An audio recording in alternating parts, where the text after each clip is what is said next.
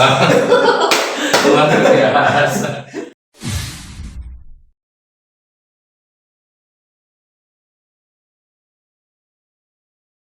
Alhamdulillah. Assalamualaikum warahmatullahi wabarakatuh. Waalaikumsalam warahmatullahi wabarakatuh. Gimana kabarnya Kang Ihan? Sehat alhamdulillah. Alhamdulillah. Kang Ihan ini saya sudah kenal dari tahun berapa kita ketemu tuh ya? Lupa. Saya malu lupa kali. Ya cukup lama. Beliau aktivis kalau menurut saya. Aktivis apa nih aktivis apa nih? Beliau munsid ya. Terus beatbox. Kalau beatbox itu juga kan ya? Beatboxer. Beatboxer. Beatboxer. Beatboxer. Iya. Terus juga dongeng. Kalau dongeng nggak dongeng kan? Dongeng. Pendongeng ya pendongeng. Pendongeng. Pendongeng. Tapi kan bisa cerita nggak dari awal perjalanan Kang Ihan? Oh gitu. Syukur dari semenjak dalam kandungan. Mudah-mudahan dari cerita-cerita itu bisa menginspirasi teman. Dari ini aja dulu ya. Dari SD aja kali ya. Boleh saya. Di flashbacknya di SD sebenarnya sih. Jadi dulu SD itu memang menyenangi aktivitas seni kan. Gitu. Karena memang dulu nggak sebagus sekarang gitu. Maksudnya sekarang itu banyak sekali guru-guru seni yang hadir di sekolah, baik itu PNS ataupun non PNS. Banyak sekali yang berkompeten di bidangnya, baik itu seni musik, seni gambar dan lain sebagainya. Di zaman saya belum ada. Kita satu guru itu guru kelas itu mewakili mata pelajaran semuanya di Menguasai semua pelajaran. Dituntut untuk menguasai gitu di zaman saya itu. Jadi memang saya menyenangi aktivitas dulu tuh gambar, seni lukis, gambar gitu kan. Bahkan cita-cita saya mau jadi seorang pelukis dulu di awal. Itu dari SD. Dari SD. SD itu saya ingat banget ya. Iya. Gambarnya pasti gunung. Matahari. Gambar pemandangan ya. Matahari. Pasti gunung. Dan adanya gunungnya pasti dua. Di tengah gunung dua itu Ada matahari. Itu selalu gitu. Iya. Karena gitu nggak dulu? Iya, persepsinya gitu semua juga sama di awal-awal kita gitu. Karena memang setelah kami belajar di pendidikan, nanti deh kita lagi lebih berkesinambungan ya, biar linear aja. Jadi intinya di SD itu jadi titik balik saya kenapa saya meninggalkan dunia gambar gitu. Jadi menekuni dunia lain. Saya itu tipikal orang yang cepat bosan di satu bidang. Jadi nggak bertahan gitu. Kalau misalnya satu ini nggak suka, udah pindah lagi yang lain. Nah, inkonsistensi ini yang nggak bagus sebenarnya kan. Gitu. Makanya di akhir-akhir saya banyak ditegur, coba sih konsisten di satu bidang aja yang kamu sukain apa. Makanya fokus. Nah, dulu tuh senang gambar, tiba-tiba bahkan semua buku gambar itu buku tulis tuh habis sama gambar sama saya. Punya teman juga yang kebetulan dia sekaligus orang yang cerdas, dia suka gambar. Jadi berasa saya tuh dapat partner gitu. Berasa ininya partner yang satu hobi gitu. Jadi akhirnya termotivasi sama dia, juga bang berdua. Sampai akhirnya kelas 6 itu saya ingat sekali kejadiannya kan. Kita tuh ada ujian praktik yang di dalamnya itu praktik lari kan. Kita suruh membuat nomor punggung. Nah itu saya gambar. Nomor punggung sini kan? Iya ini nomor dada. Di sini. Oh. Depan belakang. Depan belakang. Pakai karton itu loh. Nah itu saya gambar semua habis. Nah saat itu kepala sekolah itu ganti ya. Saya tidak mau menyebutkan namanya. Iya. Saya inisialkan saja. Jadi saat itu dirobek lah nomor punggung saya. Gara-gara dicoret. Dicoret gambar. Direbut, ditarik, disobek. Dia saya ditegur gitu. Sambil dipelototin sih saat itu. Saya tipikal orang yang tipikal berontak juga saat itu kan. Dalam bahasa ini mungkin akhlaknya nggak benar gitu ya. Cuman saya nggak suka caranya gitu. Yeah. Cara menegurnya nggak suka. Gitu. Akhirnya saya pelototin balik. Ini kepala sekolah. Seidealis itu ya masih kecil ya. Masih idealis gitu saya. Makanya saya bilang saya di situ sakit hati kan. Sakit hati sekali saya. Saya menyimpan bahasa ininya dendam bahasa ininya. Tapi dendamnya bukan dendam ke pribadinya, tapi dendam ke bagaimana sikapnya gitu. Gitu tuh, memperlakukan seorang murid gitu. Padahal bisa dong ditegur dengan cara yang baik gitu. Ini juga nasihat nih buat para guru-guru ya di luar sana. Saya juga guru, beliau juga guru. Jadi sebelum kita menjadi guru, kita pernah menjadi murid. Nah, murid itu ada kalanya nggak mau ditegur dengan cara Karena cara belajar, metode belajar pun beda-beda. Beda-beda. Dan kegemaran orang berbeda-beda. Dan cara negurnya juga beda-beda. Ya, lanjut. Jadi tidak suka cara-caranya gitu. Sampai akhirnya guru kelas kami memberitahu hal tersebut di depan teman-teman yang lain. Ada salah seorang murid gini-gini. Jadi kesalahan Kang Ihan disampaikan ke murid-murid yang lain, tapi tidak disebutkan namanya. Berani nantang kepala sekolah, bukan menantang, saya bilang, saya tidak menantang. Ya, saya tidak menantang. Dia nggak ada tujuan kayak gitu, cuman nggak suka dengan caranya. Tapi nggak disebut nama Kang Ihan. Nggak disebut. Itu juga bagus juga. Bagus ya. Jadi buat pelajaran. Nah, semenjak itu saya memutuskan untuk berhenti menggambar. Semenjak kejadian itu saya jadi berhenti menggambar, lebih fokus ke dunia musik, suka musik itu SD masih SD, karena di usia TK dulu sudah mendengar musik. asik banget ya SD-nya Kang Ihan ya. Asik. SD Dika tahu kan Dika? Iya tahu. Nah, bapaknya itu penggemar soneta. Roma. Irama. Dan setiap hari beliau ayahnya Dika itu menyetel lagu-lagu Roma. Dan terbiasa kuping saya tuh mendengar musik dari kecil gitu tuh. Iya. Walaupun orang tua kadang-kadang nyetelin, ini lagi denger nih, lagi diperdengarkan di luar nih. Zainuddin MZ. Kasetnya tuh saya punya dulu banyak lumayan. Koleksi Zainuddin MZ itu lumayan ada lah gitu. Nah, suara rumah mah nggak masuk gitu ya. Suara luar malah yang masuk. Jadi antara musik sama agama tuh ada gitu, beriringan. Nah, gitu. Alhamdulillah terus itu orang tua mengarahkan untuk pendidikan agama. Agama walaupun dalam hati saya pengen seni. Gitu. MTS pun sama jadi begituan sama guru kontra juga lagi. Pernah. Nah, ini sekolahan. Saya pernah sama ya. Itu dulu MTS di mana? Boleh disebut? MTS Negeri Cilegon, Kebon Dalam. Kebon Dalam. Itu pernah dari insiden memang pentingnya klarifikasi itu seorang guru kali mungkin ya. Saya belajar hal di situ. Jadi ada kejadian saya ngerjain tugas dan saya sudah selesai tugas PR gitu. Tiba-tiba guru tersebut berargumen, kamu ngerjainnya di sekolah. Jadi nggak dinilai oleh saya. Saya banting tuh buku saya. Jadi disamaratakan, digeneralisir semuanya itu ngerjain yang laki-laki ngerjainnya di sekolah bukan di rumah. Saya banting di depan beliau, marah dia juga. Semoga guru saya mengajarkan itu kelas berapa? Mengampuni dosa saya. Kelas 2 ya. Kelas 2. Seberani itu ya? Berani. Untuk hal-hal yang kayak gitu kayaknya untuk hal yang sifatnya prinsipil gitu. Saya cukup berani. Untuk hal yang prinsip memberontak itu cukup berani gitu untuk memberontak itu tuh. Luar biasa. Pas di SMP, tadi di SD sama kepala sekolah. Ya. Di SMP juga sama kelas gitu. SMP, MTS ya. Cuman dari situ saya mau mengambil banyak pelajaran ya bahwa memang saya selama ini mungkin salah juga cara menyampaikan pendapat saya juga mungkin salah juga gitu. Saya mengistighfari diri saya sendiri, mudah-mudahan saya diampuni ya. Tapi saya mengambil pelajaran penting dari dua kisah tadi kan bahwa memang bahwa pendidikan itu memang ya harus selaras dengan kecerdasan anak-anak kan akhirnya gitu. Bahwa memang pendidikan itu luas. Kita kan selama ini dihargai kecerdasan itu berdasarkan intelektual saja. Sedangkan kecerdasan kan banyak kan ya. Kalau dalam Howard Gardner bilang kan bahwa ada beberapa kecerdasan atau multiple intelligence gitu kan. Nah, saya tipikal orang yang senang di seni gitu dari dulu juga. Penghargaannya di seni gitu. Makanya ketika ada seseorang yang tidak menghargai karya saya, baik itu pun jelek ataupun bagus gitu ya, terserah. Saya kan selalu tahu gitu. Lanjutkan tadi MTS di MTS Negeri. MTS, MA-nya di Mandua Serang.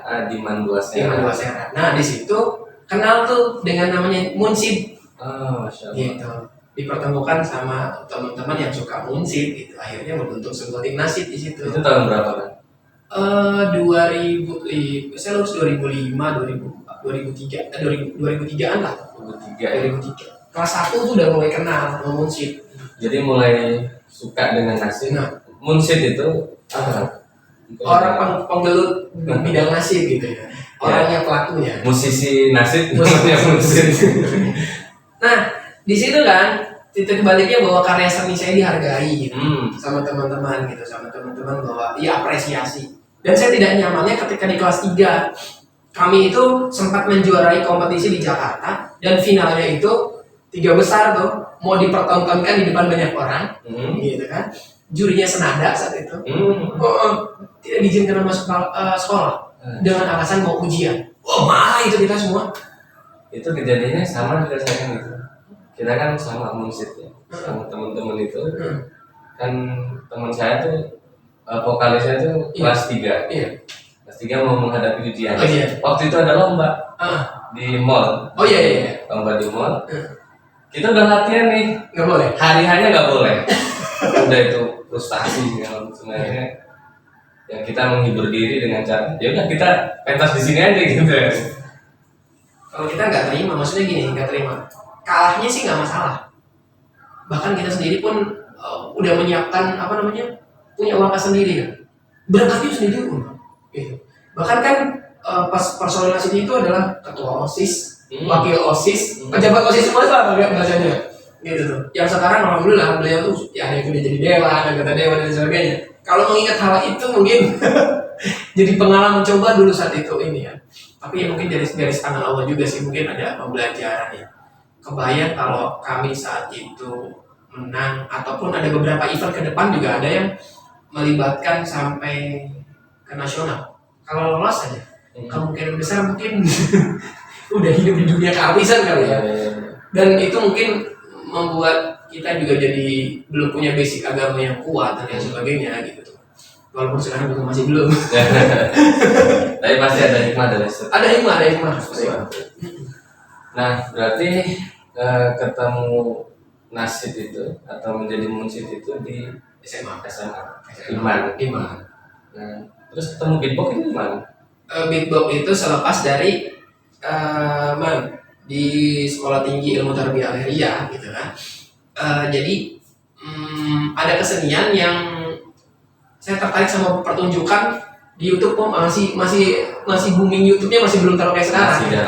Masih jarang gitu. Saya lihat ada konten yang keren banget nih niruin suara drum pakai mulut gitu. Saya cari tutorialnya akhirnya ada. Saat itu belum banyak tutorialnya bahasa Indonesia, belum banyak. Baru 1-2 orang doang yang memberitakan tutorial itu gitu. Saya cari sampai belajar 3 sound basic itu ya, yang itu BCK. BTK saya itu nggak bisa. Itu sampai tutorial bahasa Jepang kan? Bahasa Jepang. Kita cuma ngedengerin doang, oh gini gitu, ada yang bisa. Yang penting kan soundnya. Dia ngomong apanya. Padahal nggak ngerti juga gitu juga. Nah, keterbatasan itu kita cari keluar nih, terus ngegali. Alhamdulillah dapat gitu. Masih ngajar juga dulu saat itu juga. Berarti bisa beatbox itu otodidak. Luar biasa. Apa dulu alhamdulillah. Dunia ya itu. YouTubenya, wow justru master ya. Luar biasa. Itu tahun berapa kan? 2008an sih, karena 2009 tuh udah buat Cilegon Beatbox itu. Cilegon Beatbox Clan. Iya. Beatbox aja nggak pakai clan. Nggak pakai clan. Enggak. Ada perseteruan soalnya. Oh gitu. Di pusat sama daerah, jadi pusat daerah itu jadi ada benturan, jadi akhirnya kalian tuh udah mulai dikurangi. Foundernya berarti kalian? Foundernya dia saya. Alhamdulillah. Nah pertama kali itu yang diajarin yang beatbox ya? Tetangga, saudara. Dika. Uji cobanya dia, kelinci percobaan. Kelinci percobaan. Itu sulit nggak ngajarin Dika? Artinya itu kan sebagai master plan. Jadi dia ngajarin Kang Ihan ngajarin Dika itu buat mereplikasi ke yang lain gitu. Diduplikasi kepada yang lain. Itu metode Kang Ihan ngajarin gimana? Biasa aja sama kayak di tutorial pada umumnya. Dan ya masih kan Dika kan masih ibaratnya usianya masih SD saat itu ya. Kelas 4 atau 5 gitu, masih unyu-unyu.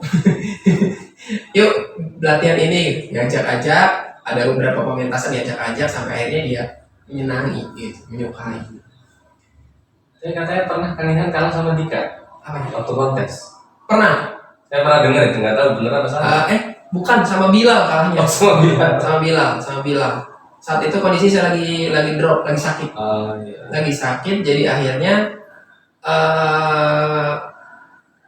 beatnya banyak yang patah. Karena diafragmanya kan lagi sakit mah berantakan nih, diafragmanya kan ngandelin diafragma banget gitu. Akhirnya kalah. Sekarang masih digeluti, maksudnya beatbox itu masih. Beatbox teman-teman sendiri sih memang udah punya banyak kesibukan masing-masing. Karena memang terhambat kita nih sebenarnya kalau di Cilegon Beatbox sendiri tuh terhambat bagaimana peran serta tanda kutip pemerintah, keterlibatan pemerintah gitu ya dalam menangani beberapa komunitas yang ada di Cilegon gitu khususnya. Kalau saya lihat yang paling pesat banget itu di Tangerang, di Bandung, karena iklim daerah mereka juga kota wisata juga kan, kota kunjungan. Kalau Tangerang itu memang supporting pemerintah gara-gara memang ada salah satu orang anggota yang sampai memenangi kompetisi internasional. Jadi akhirnya mulai disupport gitu dan banyak supporting dari swasta. Kalau kita belum ke arah sana karena memang kita pernah ke nasional juga baru sebatas 5 besar. Gitu. Besar. Tapi nasional Sekarang nasional. Baik, luar biasa. Tadi seni lukis ya pertama, terus lari ke musik. Untuk musiknya ketemunya nasyid ya. Berarti agak lurus juga. Pernah band juga, pernah ngeband. Pernah ngeband di MTS dulu. Oh, di MTS ngeband. Pernah ngeband. Di aliasnya nasyid. Terus sekarang udah beda lagi ya. Beatbox juga pernah. Udah 4 misalnya. Ini keempat-empatnya masih suka dijalanin nggak? Artinya kalau ada yang minta tolong dong Kang Yan lukis ruangan saya gitu, itu masih mau? Itu masih mau, tergantung waktu kami yang cocok. Tergantung waktu ya. Bukan waktu ini mah. Tergantung waktu. Ini mah Oh, ya. Jadi tergantung waktu ya, karena memang lebih pengen ngebangun image bahwa udahlah pendongeng aja gitu. Mau fokus itu karena memang menggambar ternyata kan ya beruntungnya gitu ya. Allah perkenankan orang tua itu ngebimbing saya udah sekolah agama aja dulu. Agama aja walaupun memang secara pribadi nggak terlalu ini ya, tapi saya rasa ya ada sisi positifnya gitu. Kenapa orang tua menyekolahkan agama? Kenapa? Coba kalau saya sekolahnya lebih banyak umumnya gitu, bukan menyepelekan pendidikan umum ya. Kalau saya banyak umumnya, tidak ada pengetahuan agamanya, basic agamanya nggak ada gitu, mungkin saya jadi pematung kali ya.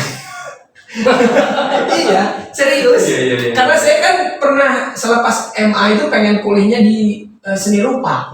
Seni rupa kan kalau nggak beda jauh lukis, patung. Jadi membuat petekong saya. Petekong itu ya. Patung aja bang. Patung. Gitu. Jadi kebayang gitu. Dan kalau bilang makanya kan saya juga pilih-pilih juga yang konsumen yang mau buat gambar gitu. Ada gambar manusianya nggak? Saya bilang tadi gitu.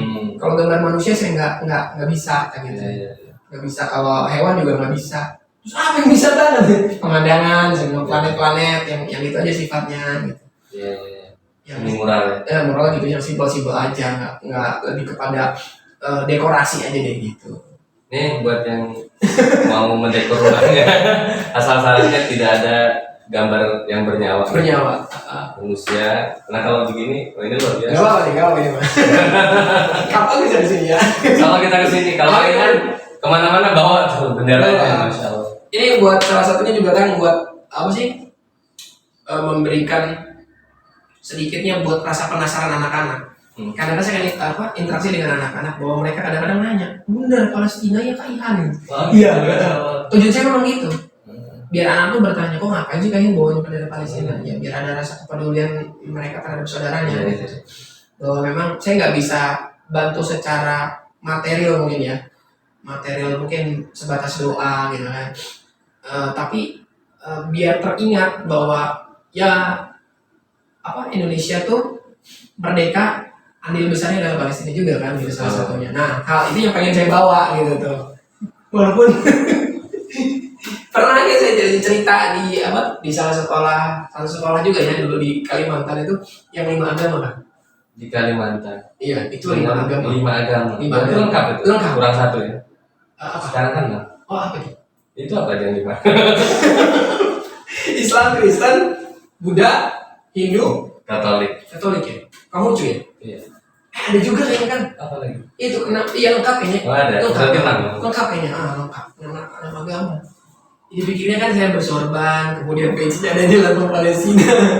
Tolong materinya yang umum saja ya. Yang umum saja. Iya. Udah dikasih. Ada, saya bilang. Total. Saya juga bisa. Nah, saya juga ini gitu. Karena memang saya bukan hanya ini, cuman kadang image-nya mungkin penuh Islami gitu. Cuman ya saya juga bisa umum gitu, umum juga gitu. Walaupun ya tujuannya sih pengennya ini. Jadi Kang Ihan sekarang bergelut di dongeng. Dongeng. Ramadan kemarin banjir ya. Alhamdulillah. Alhamdulillah. Saya lihat jadwal kan Kang Ihan jangan jadwal. Masya Allah ini nggak ada hari kosong. Pagi di sini, siang di sini, sore di sini. Udah kayak minum obat dongeng 3 kali minimal itu ya. Minimal 3 kali sehari. Pernah sampai 4. 2 tahun ke belakang. 4 jadwal itu beberapa hari itu 4 jadwal. Itu untung titiknya dekat-dekat. Kang tolong sih disisihin waktunya. Bu, saya bilang mepet, Bu, saya bilang habis asar saya di sini. Itu jangan lama-lama. Asal gimana konsumennya gak enak, Bu, saya bilang. Tolong sih kalian tolong. Ya udah saya negosiasi dulu, Bu, gimana. Akhirnya sampai menjelang buka dia mau. Udah 5 menit atau 10 menit biar anak-anak senang aja katanya. Pengen ketemunya kayak ya, saya bilang. Yang lainnya di sini, Bu, saya bilang. Jangan saya bilang. Jadi mukanya cukup familiar. Ya. Tadi aja anak saya bilang, kenal kan nih? Mikir dulu ya. Karena nggak pakai kupluk tadi. Karena ciri khas Kang Ihan itu dari kupluknya itu. Selain benderanya juga dari kupluknya.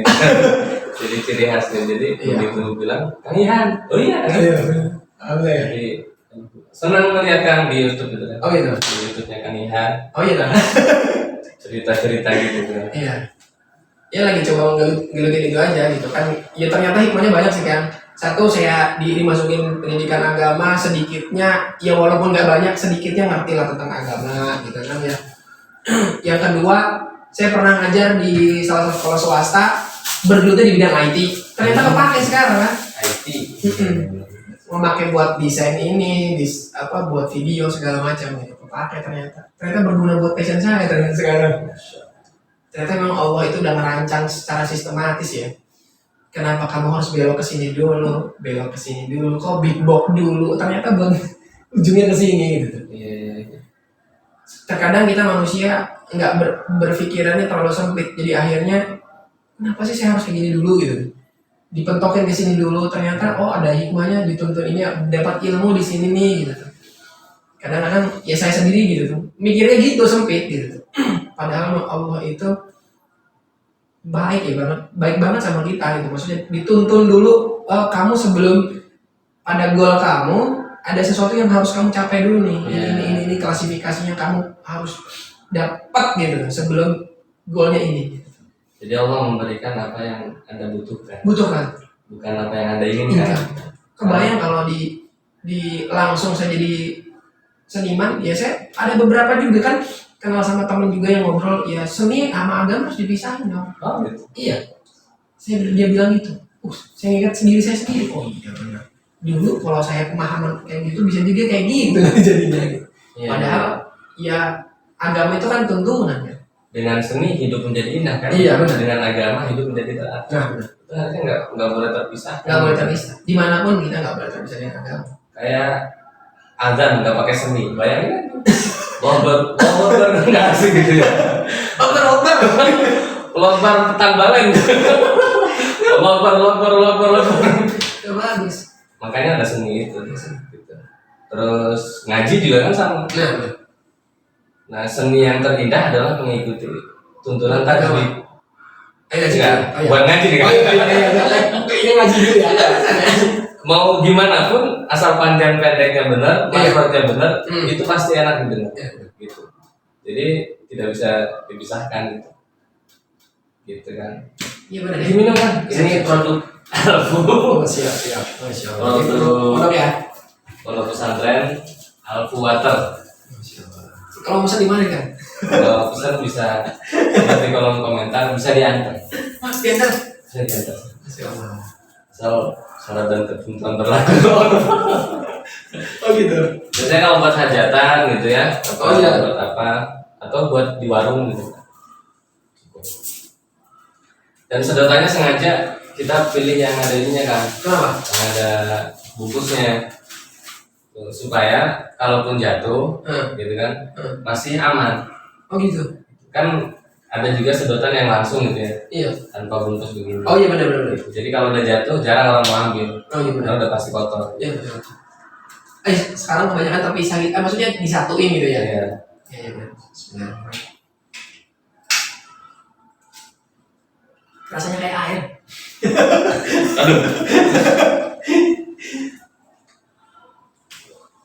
Alfu water. Gimana kan rasanya kan? Enak, kayak air Bang. Bener ya? Iya. Segar. Betul. Ini air beroksigen. Oh gitu. Ya, bisa menyehatkan. Kalau orang yang ada penyakit itu biasanya rasanya beda, agak sedikit pahit-pahit gitu. Penyesuaian 1-3 gelas, Oh gitu. kalau udah kembali normal. Saya tadi pahit nggak ya? Kalau sehat mah ya. Oh ya. Oke kan, Siap. kembali ke tadi tuh. Hmm. Belum kita bahas juga. Di Nasid itu sempat bikin grup nggak? Di mana? Atau di Nasid waktu SMA? Sorry Alia. Kalian itu namanya Al-Fatih. Al-Fatih. Al-Fatih ya alhamdulillah sih banyak apa sih penghargaan apa prestasi yang ditorehkan gitu, walaupun di akhir jalan kita harus berpisah dengan idealisme kita berbeda-beda gitu. Sekolah juga berbeda, ada yang melanjutkan, ada yang tidak gitu. Nah, hal kayak gitu tuh yang kadang-kadang ya butuh orang yang serikme gitu tuh, serikme sama kita. Makanya setelah lepas itu ya vakum aja kegiatan, lebih kepada pelatihan kalian minta dilatih sih nasi di sini gitu, sekolah-sekolah gitu. Akhirnya ya udah coba gitu. Jadi genre Nasidnya apa? Akapela sih itu konsisten dari dulu juga. Oh, dari dulu udah akapela. Akapela konsisten banget gitu dari akapela gitu. Jadi akhirnya selepas dari itu ketemulah sama Sidan gitu. Oh, Sidan ini baru-baru ini. Lagi di kampus dulu.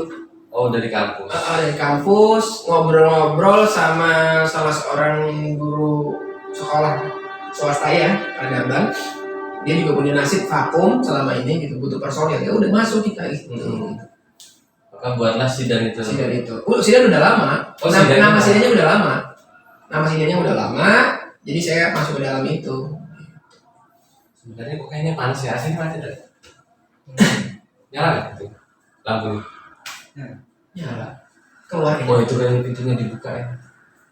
Close the door. Oh gitu ya. Jadi Sidan sebelumnya di Al-Fatih. Dan dari dulu genrenya udah akapela. Akapela. Senang aja kalau praktis ya kalau akapela mah ya. Jadi latihan dimanapun, kapanpun, tanpa bawa gitar, tanpa bawa piano pun jalan gitu. Tanpa bawa perkusi juga pun jalan gitu sih. Itu Kang Ihan sebagai apa? Beatbox ya? Beatbox. Karena memang suka aja dengan beatbox mah gitu. Sampai sekarang sih. Sampai sekarang ya. Walaupun udah nggak jadi berhenti jadi personil nasi juga. Gitu. Beatbox tuh misalkan ada kata-kata gitu, itu bisa di beatbox nggak? Contohnya gimana? Alfuater misalkan gitu. Coba di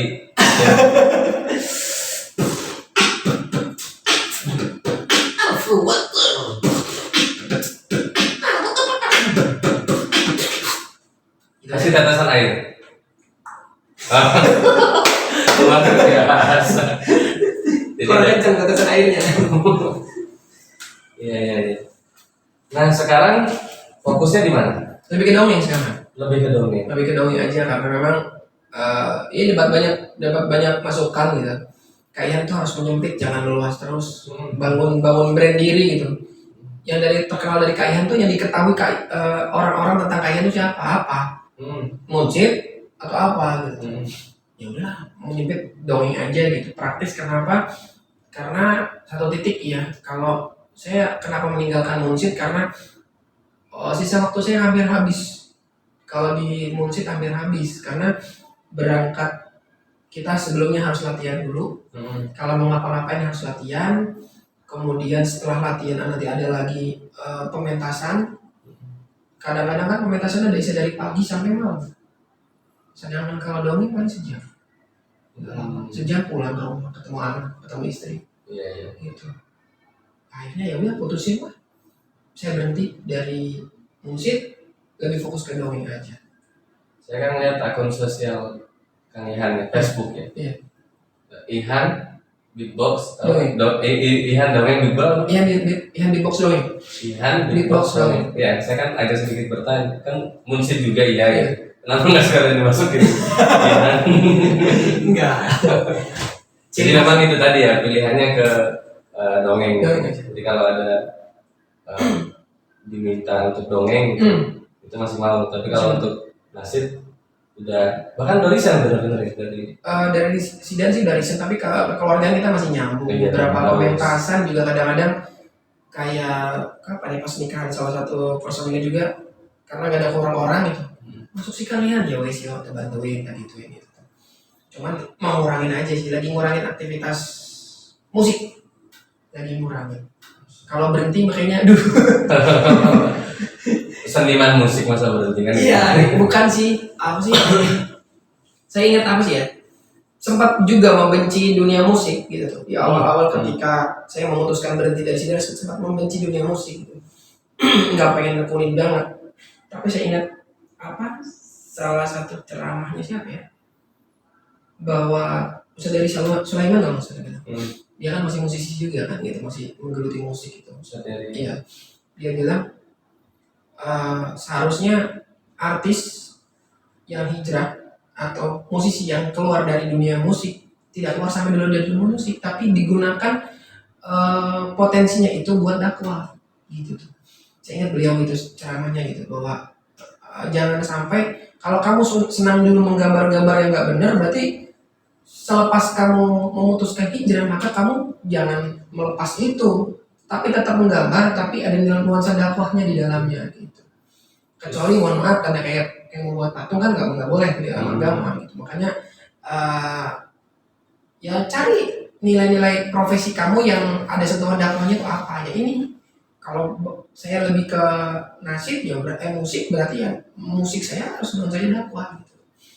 Karena kan saya ngebandingin beberapa ceramah atau pendapat gitu ya bahwa musik itu haram. Setelah dikaji lagi kan saya dengar beberapa ceramah lagi bahwa keharamannya bukan berdasarkan alatnya, tapi berdasarkan isinya apa yang disampaikan gitu. Dan agak masuk akal juga ketika Ustaz dari Sulaiman berkata bahwa bagaimana orang yang masuk Islam tersentuh mu'alaf gitu ya, tersentuh masuk Islam gara-gara mendengar musik nasib. Apakah masuk Islam itu haram atau diterima sebagai sebuah hidayah gitu.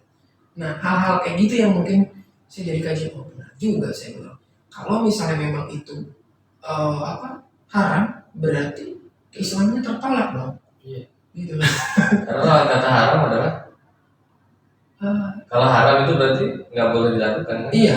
Begitu kita melakukan dosa besar. Dosa besar.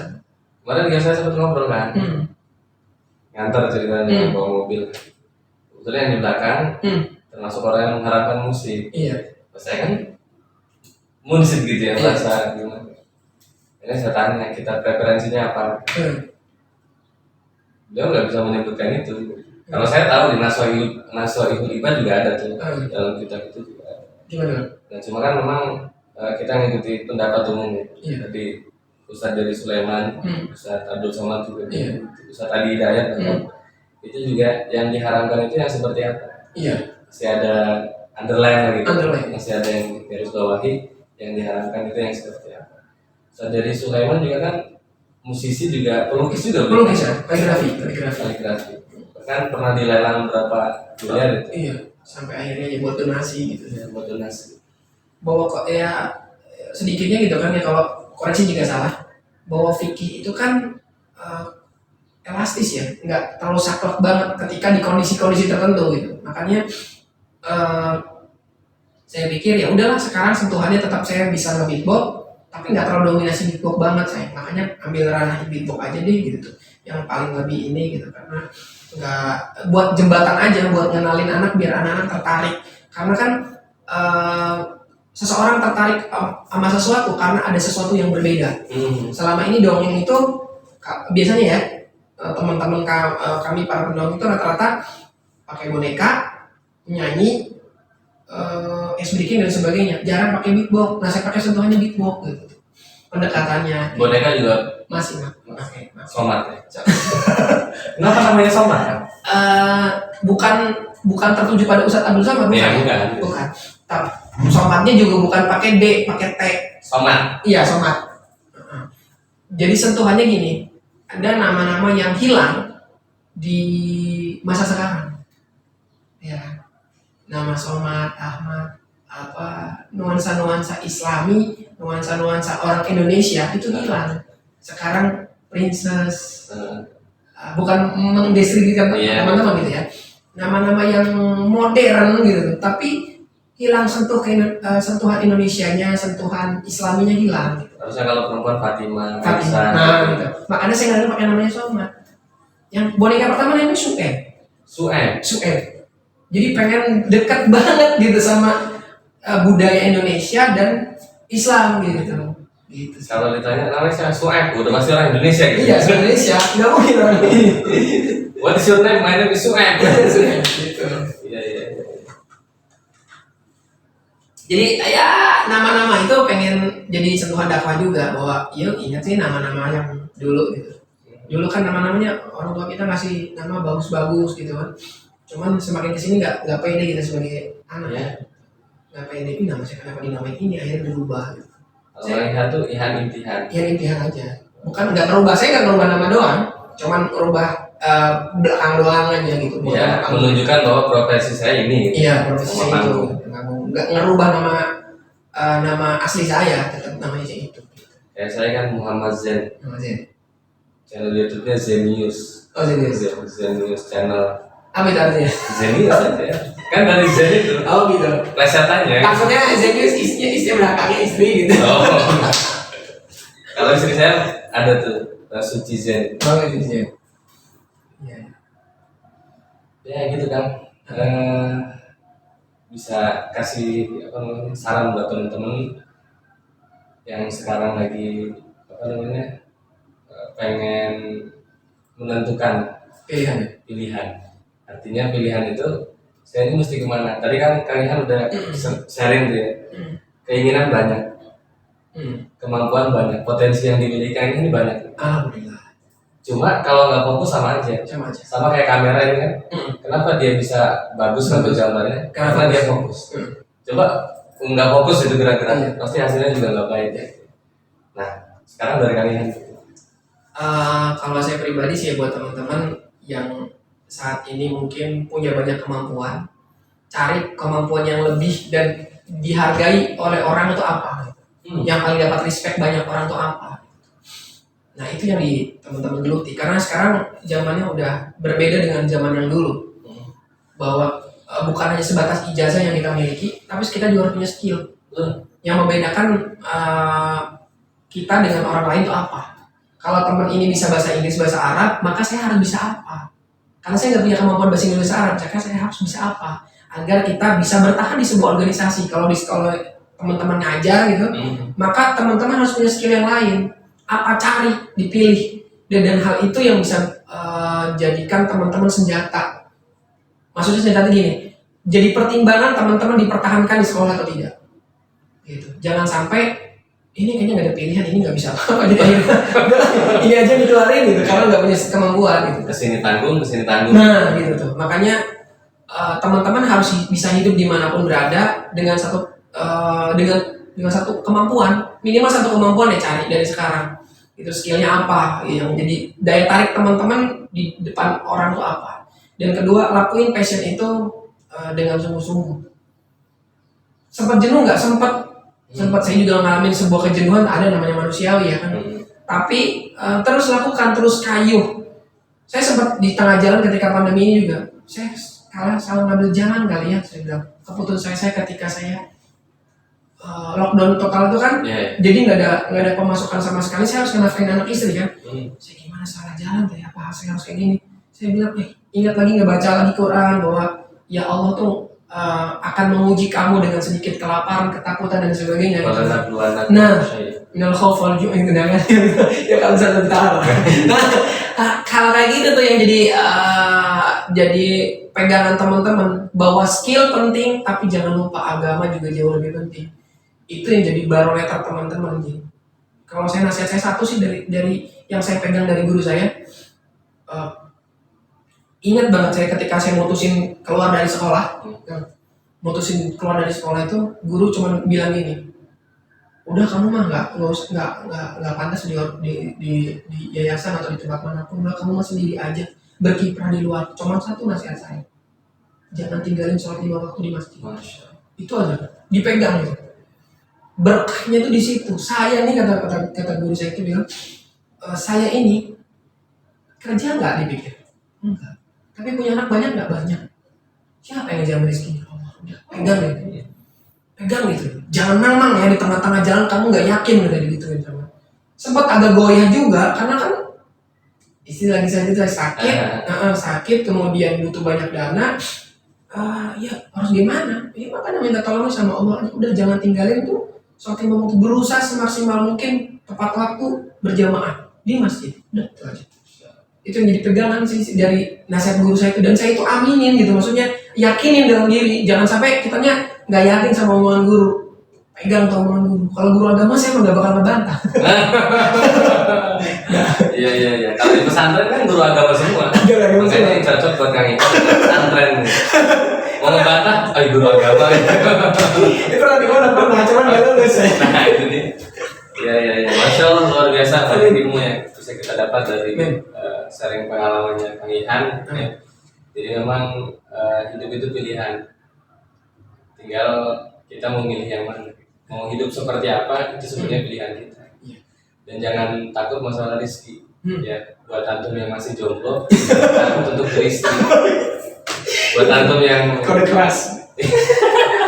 Saya agak sedikit menginstruksikan bukan kode. Siap. Karena kesendirian itu nggak asik lah ya. Nggak asik. Jadi serigala itu akan menyenangi dengan domba-domba yang menyendiri, tidak berkumpul dengan jamaahnya. Maka gitu. Jadi kalau bareng-bareng, kalau banyak, serigala agak mikir tuh. Tapi kalau terpisah dari rombongan, nah itu gampang. Itulah konsep jamaah. Apa itu Ustaz? Dalam bahasa Arabnya itu apa pepatahnya ada saya lupa ya. Aduh, saya malah nggak tahu. Saya lupa itu ya. Jadi gitulah. Jadi intinya ya itu, jangan tinggalkan jamaah. Gitu. Kalau beristri kan enak tuh jamaah malamnya berdua istri gitu. Iya. Terus lah pokoknya banyak. Jadi ke situ ya. Ya jadi sepertinya kita cukupkan dulu Kang. Siap. Terima kasih sudah datang ke tempat kami yang sederhana ini. Siapa luar biasa ini. Mudah-mudahan bisa menginspirasi teman-teman. Amin. Ini background ini bukan sekedar background, tapi memang ini menjadi impian kita. Iya benar. Untuk bisa mempertahankan Masjidil Aqsa. Benar. Ya syukur-syukur kita bisa datang. Dan sholat di sana. Dan buat teman-teman yang mau berdonasi untuk Palestina, ya bisa nanti dibantu sama Kang Ihan. Siap. Ya. Artinya buat misalkan instansi yang butuh Kang Ihan untuk dongeng dalam rangka penggalangan dana maksudnya. Nah, benar. Itu beliau sangat siap. Siap. 24 jam, insyaallah. Malam jangan istirahat. Oke. Baik itu saja Kang Ihan. Siap. Jazakumullah khair. Assalamualaikum Assalamualaikum warahmatullahi wabarakatuh. Assalamualaikum.